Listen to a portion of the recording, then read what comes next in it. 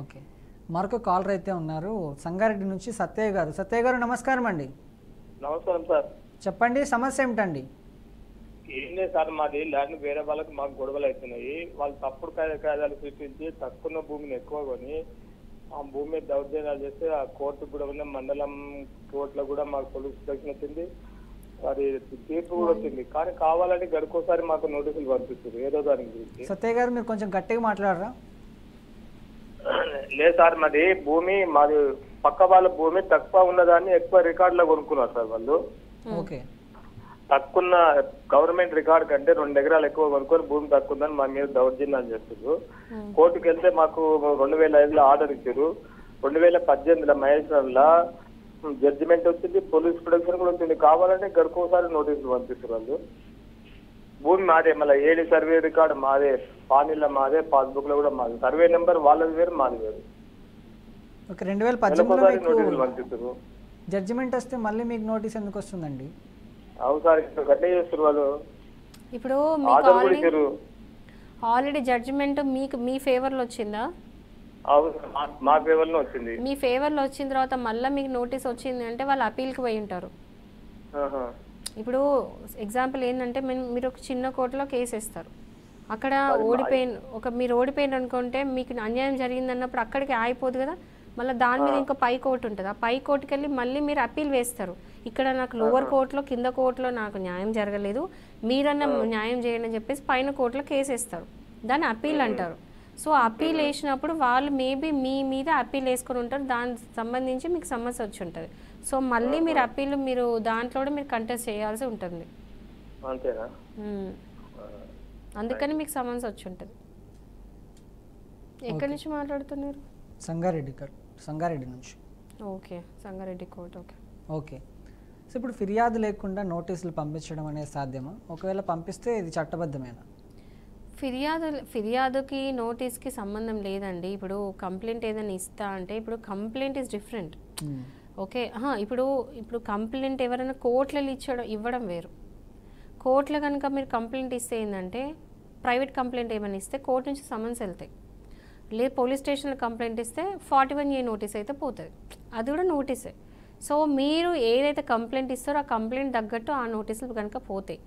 So complaint ఏంటంటే కోర్టులో ఒక రకంగా ఉంటుంది, పోలీస్ స్టేషన్లో ఒక రకంగా ఉంటుంది. ఆ రకంగానే ఆ నోటీసులు అనేది పోతాయి. కోర్టు నుంచి పోతే సమన్స్ అంటారు, ఒకవేళ పోలీస్ స్టేషన్ నుంచి వెళ్తే 41 నోటీస్ అంటారు. సో ఈ సందర్భంగా నేను ఇంకో విషయం కూడా చెప్దాం అనుకుంటున్నాను. ఈ మధ్యలో ఏంటంటే చాలామంది పోలీసులు కాల్స్ వేసి ఇట్లా అంటే ఎవరైనా కంప్లైంట్ పెట్టారనుకోండి, 498 కేసే కావచ్చు, ల్యాండ్ ఇష్యూనే కావచ్చు, ఏదైనా జరగవచ్చు. వాళ్ళు ఏం చేస్తున్నారంటే డైరెక్ట్ క్లయింట్స్ కాల్ చేసి కాల్లో ఇష్టం వచ్చినట్టుగా రారా పోరా కొట్టుకుంటా పిలిచి ఇష్టం వచ్చిన మిస్బిహేవ్ చేసి ఎందుకు ఇట్లా చేసినావు ఎందుకు అట్లా చేసినావు, సపోజ్ ఒకవేళ 498 కేసు అనుకుందాం, పిలుచుకొని మిస్బిహేవ్ చేయడము, బ్యాడ్ లాంగ్వేజ్ అంటే రారా పోరా అనుకుంటా మాట్లాడి అన్నీ చేస్తూ ఉన్నారని ఈ మధ్య కొన్ని కంప్లైంట్స్ వచ్చాయి నా వరకు. సో ఏంటంటే ఫస్ట్ థింగ్ ఎవరన్నా కనుక అట్లాంటిది మీకు కనుక పోలీసులు కంప్లైంట్ చేస్తే కాల్ చేసి రమ్మని పోలీస్ స్టేషన్ అడిగితే ఫస్ట్ మీరు 41A నోటీస్ అడగండి.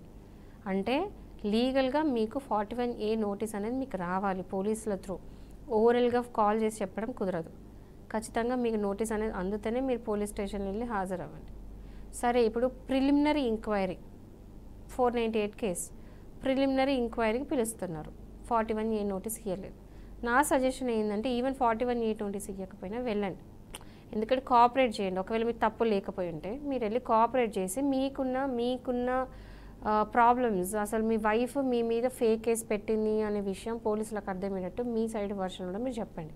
విన్నారా? సరే, వినకపోతే అక్కడి నుంచి బయటకు వచ్చేసేయండి అండ్ 41A నోటీస్ కోసం అడగండి. ఎందుకంటే end of the day wife మీ మీద కంప్లైంట్ పెట్టినా కూడా కావాల్సిన ప్రూఫ్స్. సో మీరేం తప్పు చేసి ఉండకపోతే ప్రూఫ్స్ ఉండవు, తప్పు చేస్తే ప్రూఫ్స్ ఉంటాయి, అదే సంగతి. బట్ ఒకవేళ మీరు తప్పు ఏం చేసి ఉన్నప్పుడు ప్రూఫ్స్ ఉండవు. సో ఎప్పటికైనా మీరు ఆ కేసు నుంచి బయటపడ్డట్టే, అవునా? సో భయపడద్దు. ఇలాంటి 498 కేసెస్ ఏమైనా ఫైల్ అయితే మాత్రం భయపడకుండా డైరెక్ట్ 41A నోటీస్ అని అడగండి.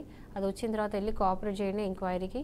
పోలీసులు మీరు ఏదైతే కంప్లైంట్ పెట్టిండో 498 క్రిమినల్ కేసు కాబట్టి దానికి సంబంధించిన రికార్డ్ అంతా తయారు చేసి ఛార్జ్ షీట్ అనేది వాళ్ళు కోర్టులో సబ్మిట్ చేస్తారు.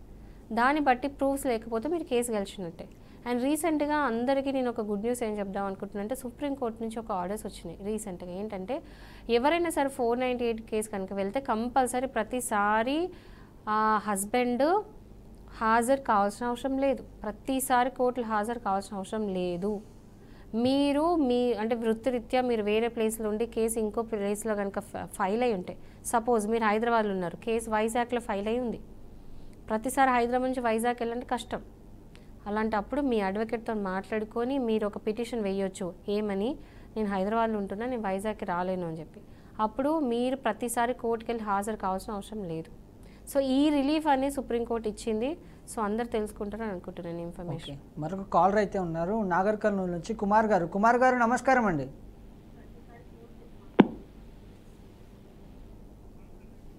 ఓకే, కాల్ కట్ అయినట్టుంది, మీరు మళ్ళీ కూడా ప్రయత్నించవచ్చు. సో ఇప్పుడు కొన్నిసార్లు కొంతమంది పెద్ద పెద్ద కంపెనీలు కానీ హై ఇమేజ్ ఉన్న వ్యక్తులు కానీ వీళ్ళు వాళ్ళ ఇమేజ్ని కాపాడుకోవడం కోసం నోటీసులు అనేవి పంపిస్తూ ఉంటారు. అంటే ఈ వాడకం అనేది పెరిగింది, దీని మీద మీ అభిప్రాయం ఏంటి? అదొక ఎట్లా అని తెలుసా, పెద్ద పెద్ద కంపెనీస్ నుంచి రాగానే అబ్బో అని భయపడతారు. సో ఇది ఒక రీసెంట్గా ఒక ట్రెండ్ అయిపోయింది. ఏమన్నా తప్పు చేసి వాళ్ళదే తప్పు, కంపెనీస్దే తప్పు అయినా కూడా ఫ్రీడమ్ ఆఫ్ స్పీచ్తో ఎవరో ఒకటి ఏదో మాట్లాడుంటే వీళ్ళని బెదరగొట్టడానికి లీగల్ నోటీసులు పంపించాలి అన్నీ చేస్తూ ఉన్నారు. భయపడద్దు, మీ సైడ్ న్యాయం ఉంటే మీరు దేనికి భయపడాల్సిన అవసరం లేదు. అది ఎంత పెద్ద కంపెనీ నుంచి మీకు వచ్చినా కూడా మీకు ప్రాబ్లం లేదు. నోటీసులు ఎక్కడి నుంచి వచ్చినా ప్రాబ్లం కాదు, నోటీసులో ఏమున్నది మాత్రమే మీకు ప్రాబ్లం, మీరు తప్పు చేసినంత వరకు. ఫైనల్గా ప్రేక్షకులకి మీరు ఏం చెప్తారు మేడం ఈ నోటీసుల గురించి? నోటీసులు లీగల్ నోటీస్ వస్తే ఫస్ట్ థింగ్ నేనేం చెప్తానంటే పానిక్ అవ్వద్దు, భయపడద్దు. ఫస్ట్కి 1-2 సార్లు చదవండి, మీకు అర్థమైతే సరే, అర్థం కాకపోయినా వెళ్ళి ఒక లీగల్గా ఎవరైతే ప్రాక్టీస్ చేస్తున్నారో మంచి సీనియర్ అడ్వకేట్ దగ్గరికి వెళ్ళి కలిసి ఇట్లా జరిగిందని చెప్పేసి ఇమ్మీడియట్గా వాళ్ళు ఏ టైం ఇచ్చినా ఆ టైం లోపల రిప్లై నోటీస్ అనేది ఇవ్వండి. Reply notice must. Reply notice ఇచ్చిన తర్వాత మీ కేసు ఓకే అయినా కూడా వాళ్ళకి నోటీస్ ఇచ్చిన తర్వాత కూడా ఊరుకోకుండా కేసు వేస్తే మాత్రం కోర్టులో ఫర్దర్ మీరు కోర్టులో వెళ్ళి కేసు కంటెస్ట్ చేసుకోండి. బట్ లీగల్ నోటీస్కి భయపడాల్సిన పని లేదు, రిప్లై నోటీస్ మాత్రం కంపల్సరీ ఇవ్వండి. Okay, thank you madam.